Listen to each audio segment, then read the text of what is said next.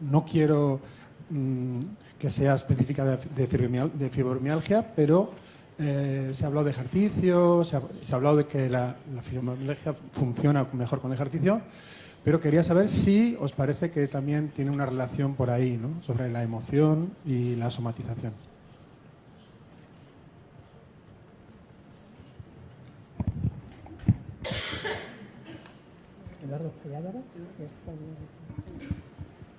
Yo soy mayor. No, yo creo que todos somos conscientes de la importancia que tiene la corporalidad y la emoción. La emoción es una experiencia corporal ante todo, ¿no? Y nuestro sistema nervioso funciona con un mecanismo de retroalimentación. Experimentamos la emoción cuando somos conscientes de ella a través de la información que nos da el cuerpo.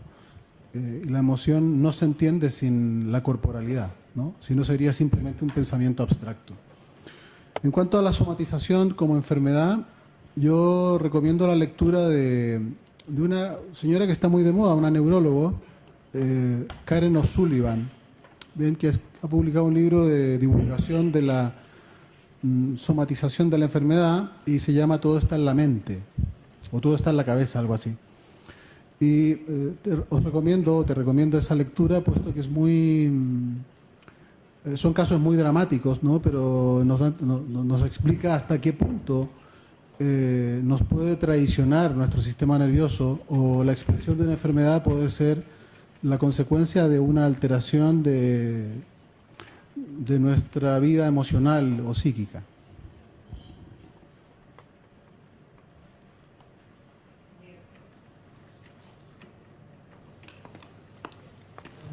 Ahora sí.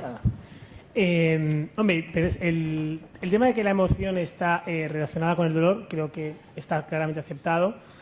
De hecho, si no, seguramente que habrá algún compañero aquí en la sala que además de fisioterapeuta sea psicólogo y trabaje con las emociones. Todos sabemos que el estrés aumenta el dolor. Es decir, de hecho, el estrés es uno de los factores precipitantes de muchos procesos dolorosos, sobre todo cefaleas, dolor temporomandibular. Si lo extrapolamos a la fibromialgia, yo siempre pongo el ejemplo. Nosotros aquí llevamos 10 años trabajando en una unidad multidisciplinar de fibromialgia en la que se encuentran psicólogos, médicos rehabilitadores, terapeutas ocupacionales, fisioterapeutas y logopedas tratando a ese grupo de pacientes porque de diferentes puntos de vista.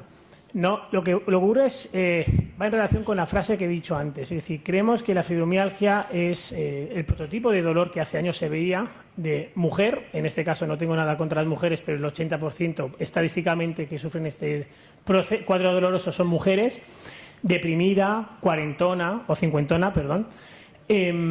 Y eso hace 20 años se creía que era así. ¿Cuántas veces hemos oído burradas y barrabasadas que los profesionales médicos, por desconocimiento, como esta mañana ha dicho nuestro compañero de Pilar, se dice sobre este aspecto? Hoy en día eso ha cambiado. Estoy convencido de que habéis visto en la consulta mujeres o hombres con fibromialgia. De hecho, el primer paciente de nuestra unidad fue un hombre. Yo dije, esto no puede ser. Digo, es algo que uno no se espera. Y mujeres con 20, 25 años que no tienen ningún cuadro de depresión, son súper tranquilas, pero no sabemos por qué circunstancias, o sea, miles en la vida, desarrollan un cuadro doloroso compatible con el diagnóstico de fibromialgia. Yo siempre digo, como fisioterapeuta, las emociones no son nuestra competencia. Es decir, tenemos otros profesionales que nos pueden ayudar a regular las emociones.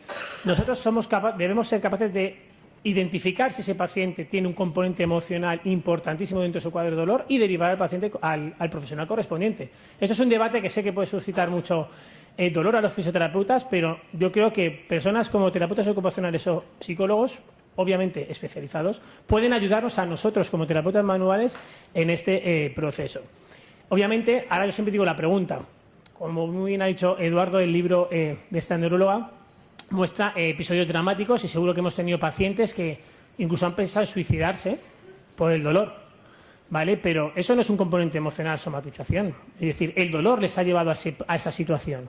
Ahora es lo contrario. Gente que no tiene dolor, mi pregunta siempre es, gente que no tiene dolor, puede estar más propensa al dolor por tener pensamientos negativos, por pensar es que me va a pasar algo, y sabemos que eso es así. Sabemos que pensar en dolor hace que me duela.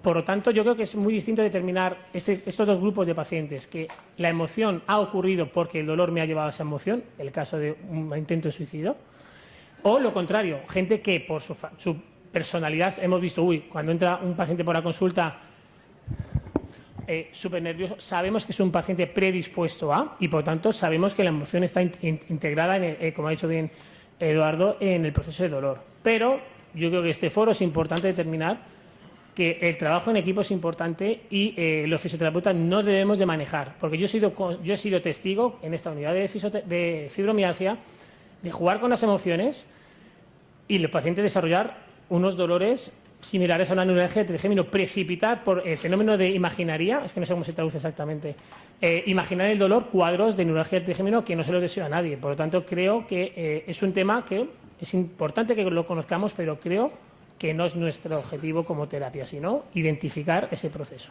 Una pregunta para Mario. En el transcurso de tu ponencia has hablado de alteración funcional. Quería preguntarte, ¿cuál es la definición que tú das de esto, de alteración funcional, y si la consideras como una consecuencia o una causa del dolor?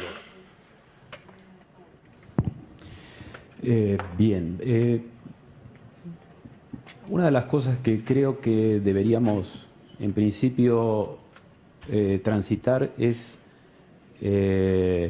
la unidad de criterio y la unidad de términos con las cuales nos manejamos. Claro, yo hablo de una alteración funcional en cuanto a que entiendo que un segmento corporal o varios segmentos corporales no pueden responder a la demanda funcional que se les está reclamando.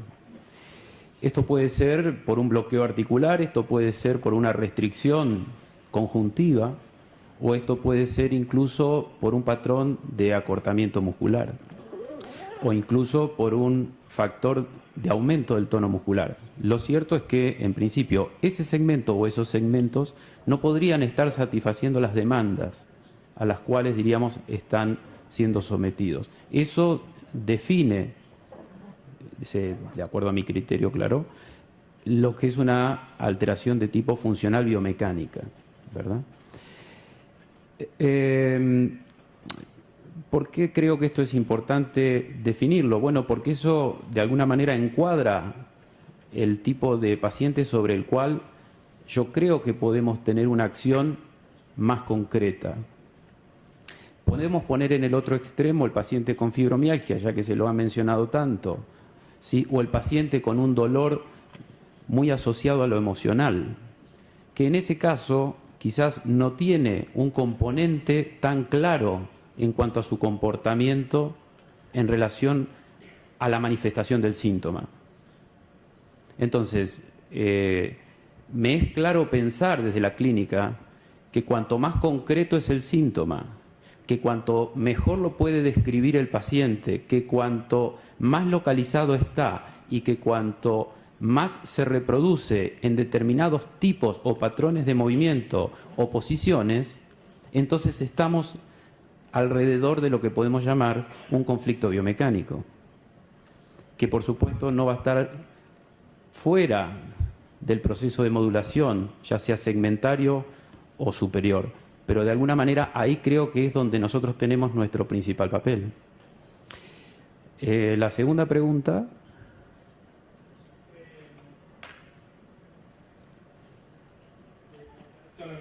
Si la alteración funcional la consideras, vamos, se relaciona más, si es una causa o una consecuencia del dolor. Es una cuestión compleja, porque podemos pensar que la alteración funcional, la alteración biomecánica, en definitiva es responsable de la situación de conflicto y por lo tanto de lo que yo denominé en su momento, y creo que también otros colegas han hecho referencia a ello, incluso el doctor, de lo que es la sensibilización primaria. Es decir, no sé cuál sería nuestro accionar si no existiese un factor nociceptivo, que en la experiencia de dolor no lo es todo, pero ¿cuál es nuestro accionar si ese factor nociceptivo no existe? Es decir, si el proceso de sensibilización fuese solamente neuronal, pues entonces quizás podamos participar en esa terapéutica, pero me parece que nuestra terapéutica está enfocada a cuando existe además de un fenómeno de sensibilización central, un fenómeno de sensibilización de tipo periférica. Por ejemplo, un efecto nociceptivo. Y este efecto nociceptivo es, de alguna manera, una consecuencia de esta alteración biomecánica dentro de esa unidad funcional o dentro de esas unidades funcionales. Felicitaciones para todos. Para César, que comprobó más una vez que puede subir el Mont Blanc a bicicleta y hablar en el mismo tiempo, que es una performance que no es común. Bien, no puedo dar con felicitaciones a los miembros del equipo, Iñaki, Daniel y Mario, que fueron bravos.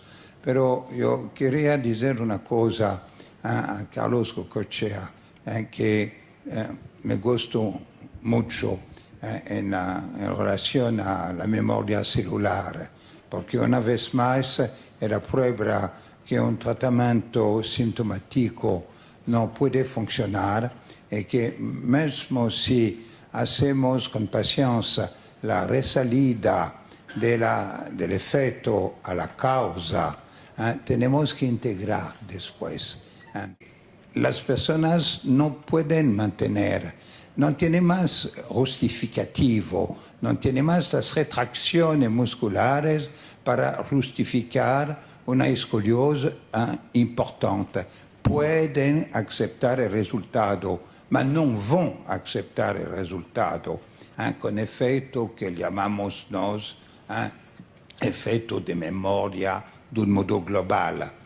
Y tenemos que practicar integración, que es particularmente la especialidad de Rubén. Y para Eduardo Zamorano, también una cosa que llamó mi atención es el estiramiento de los nervios. En la regla de la fluencia, las estructuras más rígidas son inmediatamente en oposición a la tracción. Entonces, si hacemos de un modo progresivo, segundo la fórmula que el estiramiento depende del tiempo de tracción y que podemos así disminuir la fuerza. No tenemos riesgo porque son las estructuras fibrosas que van a hacer la fluencia en primer lugar. Entonces, con esta progresividad no tenemos riesgo al nivel de los nervios. Y para dar felicitaciones también para esta proyección de posturas alterando también hasta la médula. Felicitaciones, estaba muy importante para nosotros.